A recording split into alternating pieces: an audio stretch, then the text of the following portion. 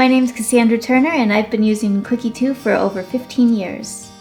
After college, I decided to go back to school and actually go work with one of my passions, which was baking. So I wanted to get into a culinary school.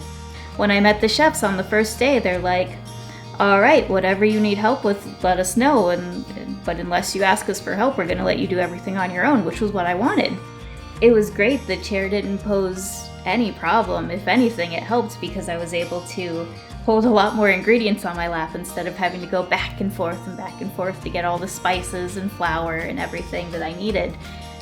My goal in life is to create things that people can take a bite out of and taste like their childhood, or taste a memory that they were fond of and didn't realize that they had forgotten. Just because you're in a wheelchair doesn't mean you can't do a certain occupation. So if you have the determination, you can do whatever you want to do.